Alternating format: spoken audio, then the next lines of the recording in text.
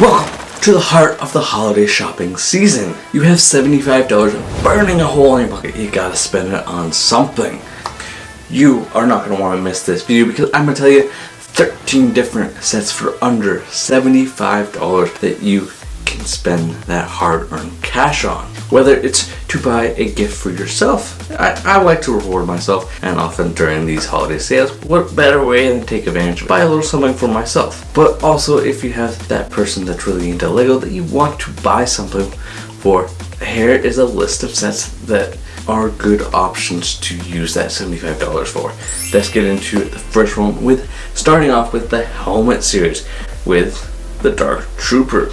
75345 retailing for $70. Personally, I'm not the biggest helmet fan. I like something that I can pull off the shelf and play with versus something I'm just going to stare at. But like if I had an office or something, this might be the way that I get into helmets, is having something like this that kind of looks menacing. You know, a Dark Trooper or Darth Vader would be very good sets for that, but Darth Vader's a whole different list. And I would definitely start off with the Mandalorian. Especially if I was into it, or someone that I knew was really into the Mandalorian. You know, the Dark Trooper is not a bad way. It was very cool.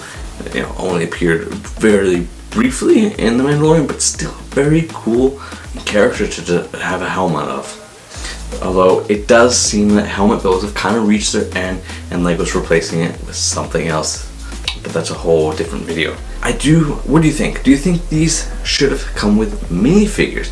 I think that the Dark Trooper, being in a very cheap set, could have been easily added to this for a very cool helmet display piece. If the person you're buying a helmet for isn't into the Mandalorian, this next option might be for them. Bringing it back to the OG trilogy with Luke Skywalker's Red 5 helmet, 75327, retailing for $70. This is where it all started. You have classic Luke Skywalker. And, you know, again, I think this could have used a pilot minifigure. This would have been a great option for that UCS pilot Luke. It's a display piece. $70 is not super. The X-Wing that came in was only like $240. Again, he wasn't released at the time of this helmet, so I understand that side of things. But a very good Luke to kind of throw in here. I'm not the biggest fan of the empty black space.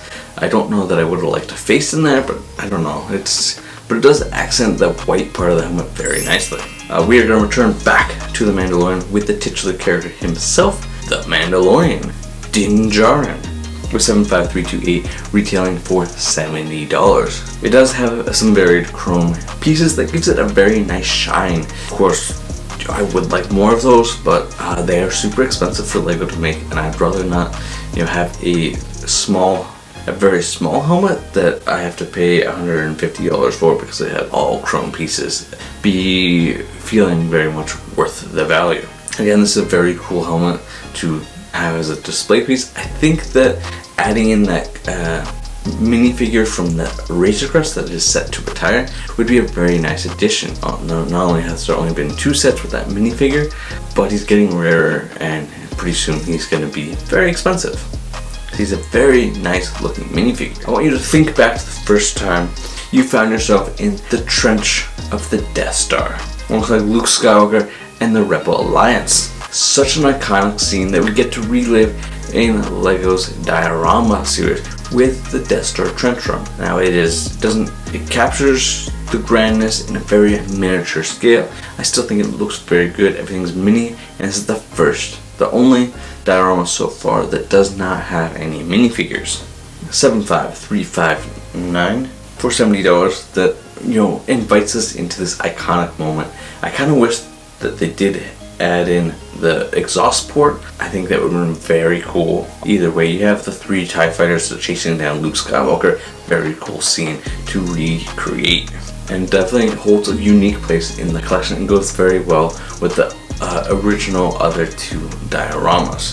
But as amazing as this diorama is, imagine a couple, you know, 2-3 minifigures that are displayed alongside this set. I think would have tied this in very nicely, like, you know, throwing Luke Skywalker pilot, Darth Vader, and a TIE pilot in there. Perfect lineup. I want to hear from you. What do you think? Sadly, Andor has gotten very little representation with just a lone set in 2022 with no others in sight. Again, it was retailing for $70 and it is 75338 Ambush on Ferrix. It was a very good choice from coming from the very couple episodes, although we never see any of these characters together again, and I do feel that it was a good choice to kind of encompass what the show was without giving away spoilers. I feel like that it should have had other sets to go along with it. You know, in early 2023 would have been great to capitalize on it, but unfortunately that didn't happen. I can't help to wonder about what other like scenes and sets would have been cool to get. I want to hear your thoughts down below. I'm thinking the Fondor craft, the Luthen pilots, stuff like that would be very cool. Next up, let's dive into the final OG helmet. But please, no diving into the Sarlacc. The Bush Disguise helmet set 75351 for $70 captures the iconic moment and later kind of domes the disguise to free Han. It is a pretty remarkable piece and looks gorgeous as a display. Definitely, you know, again, these helmets just kind of are lacking that minifigure. I think recreating a 10-year and bringing back a 10-year-old minifigure into the set would have been very cool. We finally have it. After 10 years, we have a triumphant return of the MIDI scale with the exterior class Star Destroyer. Now, like, this does not come with minifigures, and I do think that minifigures would enhance it, but it doesn't need it. It's a gorgeous display piece in a small version. Instead of going out and spending $700 on a large Star Destroyer, you pack it into the $70 set that, you know, captures the essence of it in a smaller scale. It is, you know, it's definitely an affordable set to kind of grace your display shelves and looks very nice with any collection. But one of the things that, you know, I'm really looking forward to 2024 when a lot of these MIDI scale sets are coming back, including the invisible hand that's going to be able to break apart. I think recreating that scene from Revenge of the Sith is going to be very cool. Since Captain Rex won our hearts in 2008 with Clone Wars, helmed by the man, the myth, the Wolfpack, Dave Filoni. He's kind of become, to me, more than a character. He's a Star Wars legend. He's a legendary character that is went from being nobody to being such an iconic character. And, you know, mine and your admiration for Rex has led him to be in lots of LEGO sets. He was released in a couple Phase 1 variants from 2008 to 2011, and then his 2013 Phase 2 was released, and then we didn't see him again for 10 years. And now, LEGO released earlier this year, 75359, the Captain Rex Phase 2 helmet. I think it's an iconic looking helmet. It's not only in universe did he combine Phase 1 with Phase 2, and LEGO captured that very nicely here. You know, but I can't help to wonder what the new Phase 2 Rex that came in the Venator being added to the set would add. Not only is it a $70 set, so Rex would retain a lot of his value for those that want to resell him. He's not in a $13 microfighter, and I think it kind of balances the best of both worlds. It has a very special place, and you know, if I was into helmets, I would add this into my collection or had a little extra cash. Next up, you can't talk about Captain Rex without talking about Commander Cody, who first made his appearance in Revenge of the Sith. We knew very little of this guy, but then a couple years later, his character will be fleshed out through the adventures of the Clone Wars. 75350, retailing for $70, is the Phase 1 Commander Cody. Now, personally, I'm thrilled about this release. I love that we get a Phase 1 Commander Cody. But we haven't had his minifigure for over 10 years. This would have been a great opportunity to kind of bring it back, maybe with the new Phase 1 design that's more live action based. Even though we haven't gotten a Phase 1 Cody in live action, I think that this would have been a great option to kind of bring that back, and it would have been very cool. I think everyone would be ecstatic, and maybe the helmets would have sold just a little bit better. But to me, what these Clone Wars helmets really lacked was having a 2-in-1 feature where you could have it either Phase 1 or Phase 2 and have the options and parts and stickers for that to be able to do that. I think that would be very cool, and probably would have had me buying these on day one. What do you think? How cool would have been to change your Phase 1 Cody into Phase 2 from Revenge of the Sith?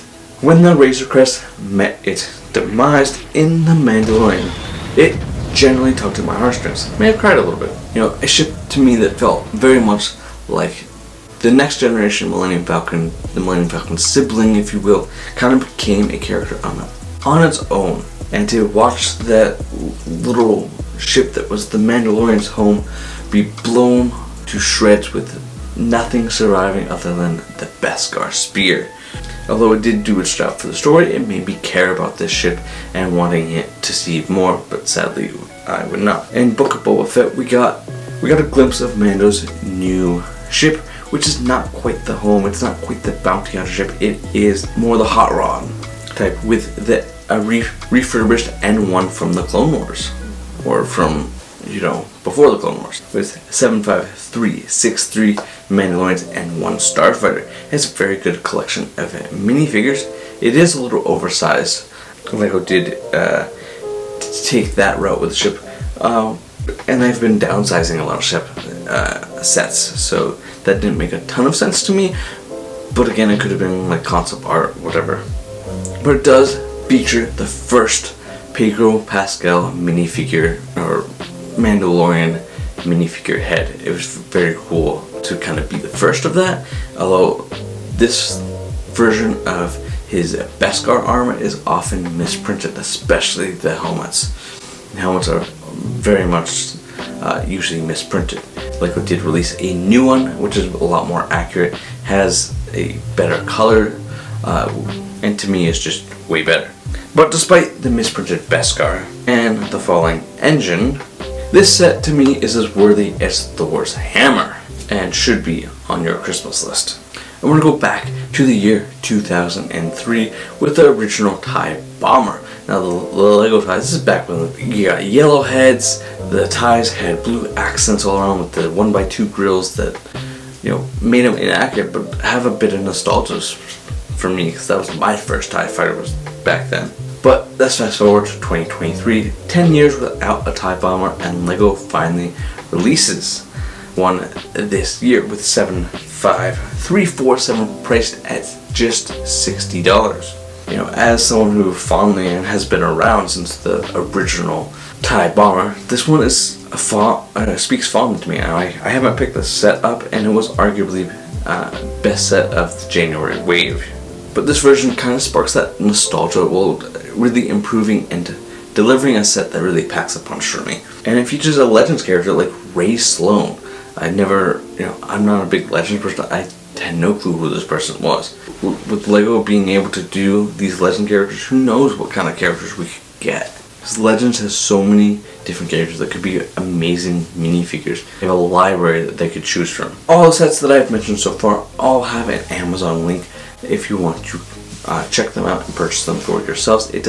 I do get a little kickback, and it does help support the channel. If you enjoyed this in any way, please show your support by smashing that like button. If you're new here, consider joining us in this little community by hitting that subscribe button. And I've got 2 videos coming up, sets under 100 and sets under 200, that are going to be coming, that are right here.